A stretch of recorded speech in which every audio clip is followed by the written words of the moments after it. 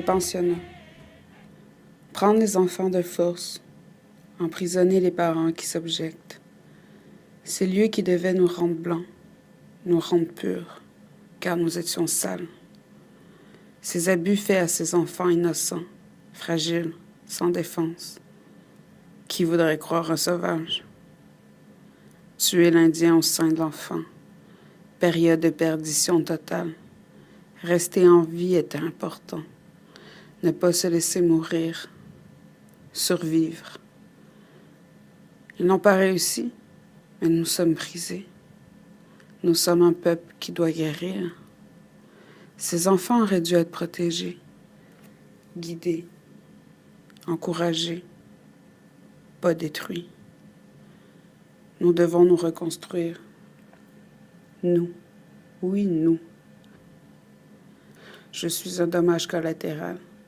Je suis les répercussions de ce génocide culturel.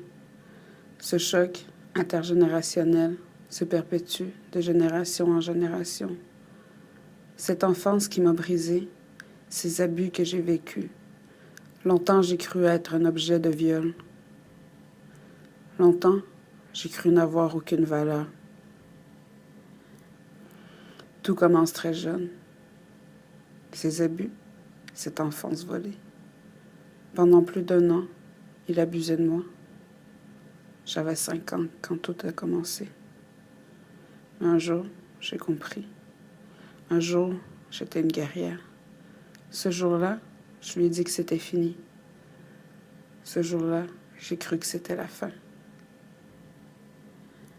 Mais non.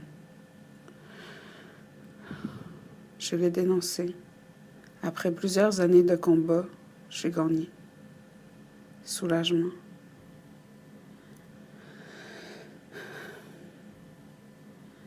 Mais finalement, c'était une pause. Car peu de temps après, ce collègue de classe a essayé de m'agresser. La première fois, j'ai pu me sauver. J'ai cru que je méritais cela. La deuxième fois, il m'attendait dans les bois, sur ce chemin que je prenais enfant. Je me suis battue jusqu'à ce que je n'ai plus de force. J'avais peur. J'étais impuissante, seule dans les bois, avec lui. Je commençais à disparaître. J'avais perdu tout espoir. Mais nous avons entendu du bruit. J'ai profité de ce moment pour me sauver. Au loin, à travers les branches, j'ai vu mon frère. Ce jour-là, il a sauvé ce qu'il restait de moi. Mais jamais il ne l'a su. J'étais brisée, j'avais peur, j'osais plus sortir. Je mourais tranquillement. Et j'avais seulement 11 ans. 1 an plus tard, ma mère reçoit une lettre.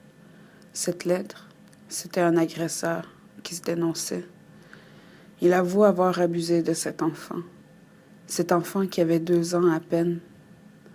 Cet enfant qui avait rien pour se défendre. Cet enfant qui est moi. Mais je ne voulais pas me l'avouer. Quelques années plus tard, j'ai maintenant 14 ans. 14 ans de vie à me battre. Ma mère, celle qui m'a donné la vie, me raconte son histoire. Son histoire qui est la mienne. Son viol qui donne naissance à une vie. Ma vie. Je suis morte à ce moment. Une vie d'agression sexuelle. Une équation que jamais je n'aurais dû faire. Je suis la naissance d'un viol. Je suis faite pour être violée. Longtemps j'ai cru cela. Longtemps je me suis battue pour survivre. Un long travail d'acceptation. J'ai compris que j'avais de la valeur, que je n'étais responsable de rien. Aujourd'hui, j'en parle sans pleurer. Aujourd'hui, je suis forte. Je suis cette guerrière. Je n'ai plus de colère. J'ai confiance en la vie, en l'amour, mais surtout en moi. Trop longtemps, nous gardons cela en nous. Maintenant, nous nous levons. Nous crions notre guérison, fiers d'être Inuits, fiers d'être autochtones. Le passé reste, mais nous changerons le futur. Accepter, pardonner. Nous devons dénoncer, en parler. La guérison est importante.